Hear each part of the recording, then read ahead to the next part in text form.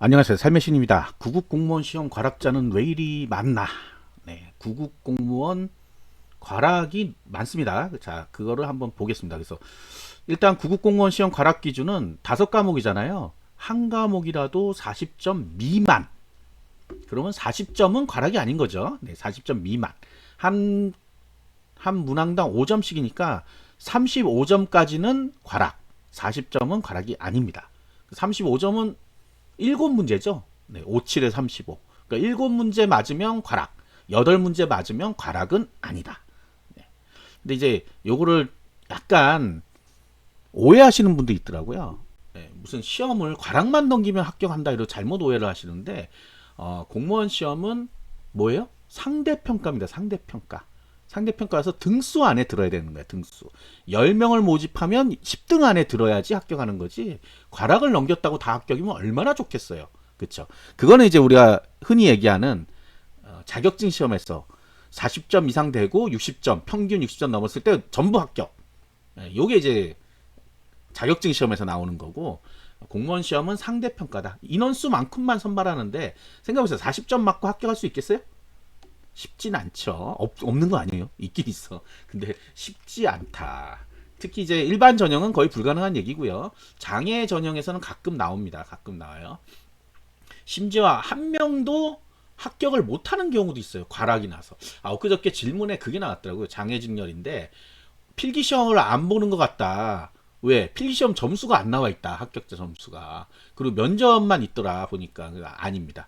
전원 가락으로 합격자가 제로인 거죠. 한마디로 얘기해서. 그건 오해고. 자, 그 다음에 2024년 국가직구급 가락자 통계가 있어요. 신기하게도 통계가 나옵니다. 국가직은.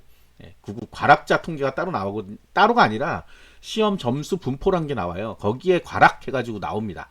제가 이게 정리한 건데, 일단 전체는 2024년 응시자가 78,407명이에요.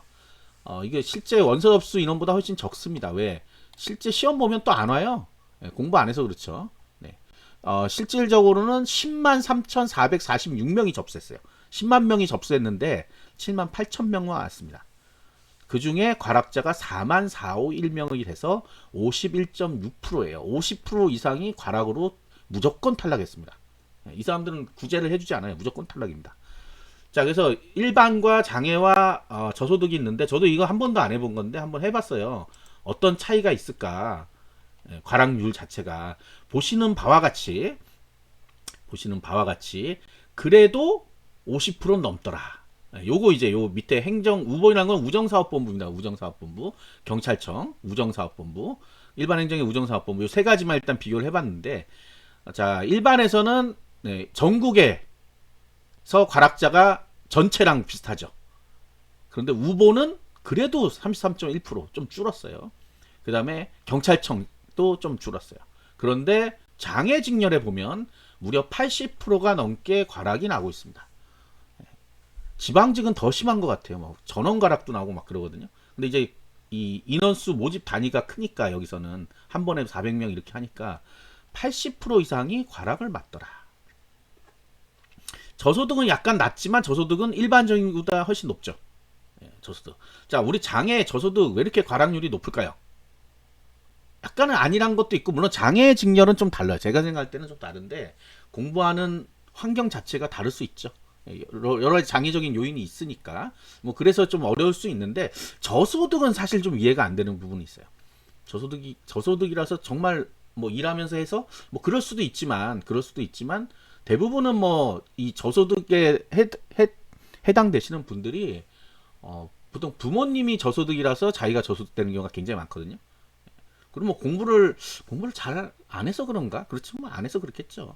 그리고 뭐 모르죠. 이제 또 다른 알바를 할 수도 있고, 원래 수입이 잡히면 저소득에서 빠지거든요. 그래서 그것 좀 애매해요. 그거는 정확히 모르겠지만 어쨌든 저소득이나 장애는 뭐 경쟁이 낮아서 그런지 굉장히 높은 과락이 나더라 하는 거예요.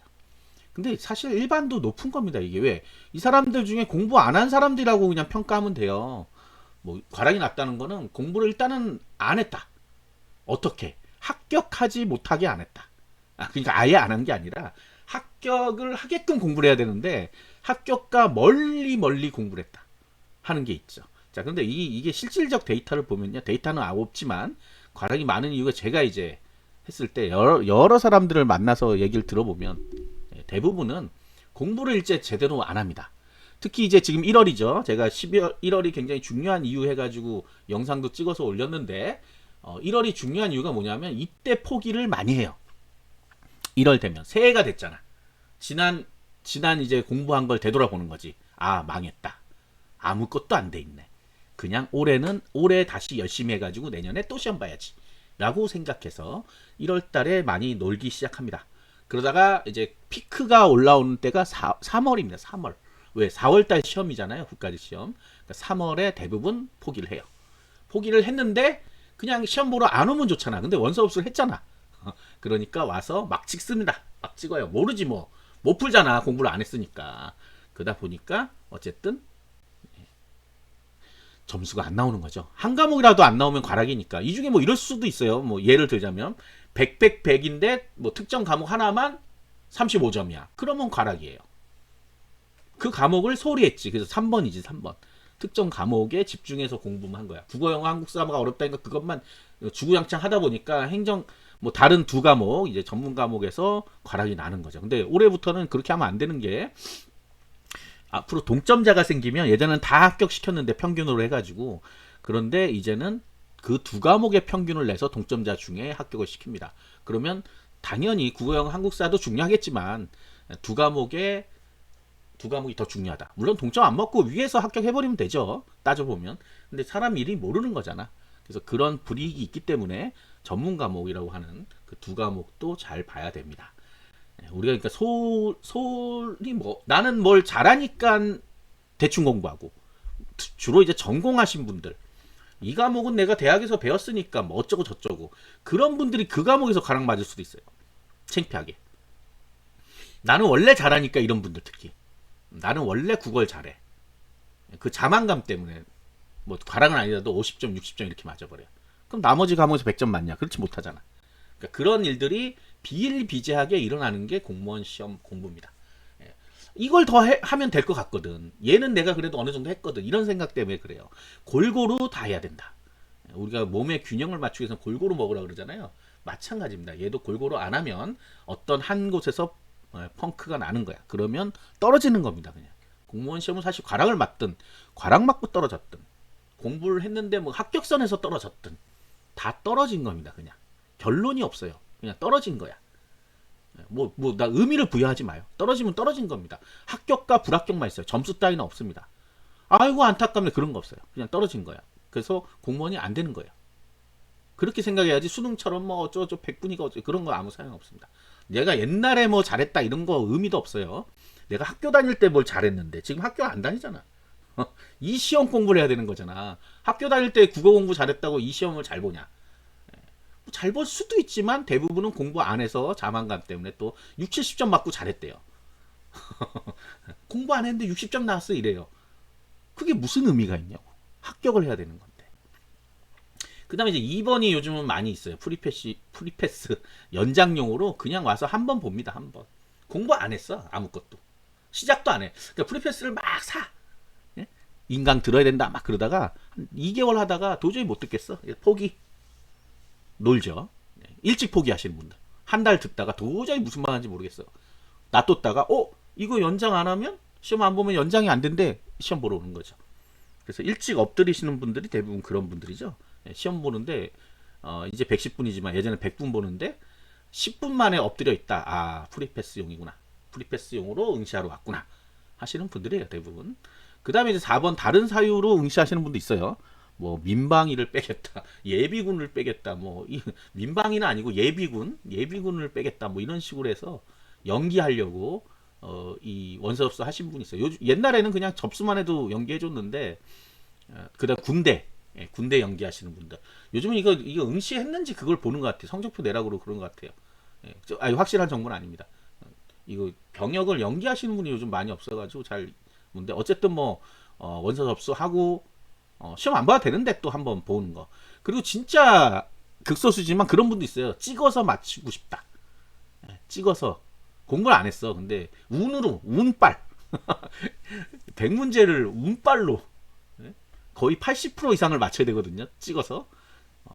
정말 대단하신 분이 있죠. 이런 분들이 주로 과락을 맞고 상당수는 공부를 했는데 아주 못 미치는 수준이 된 거죠. 네, 아주 못 미치는 수준이 된 거라고.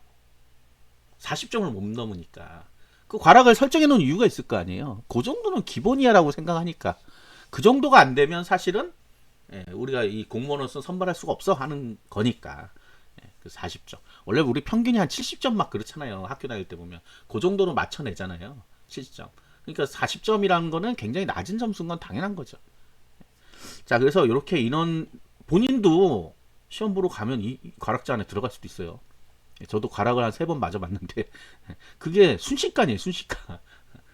8문제 맞추기가 쉽냐, 어렵냐. 그러니까 12문제를 틀리는 거잖아요, 거꾸로. 12문제. 순식간에 다 나갑니다. 나가기 시작하면. 특히 영어 같은 경우에는 뭐 한번 틀리기 시작하면 쭈쭈쭈 나가니까.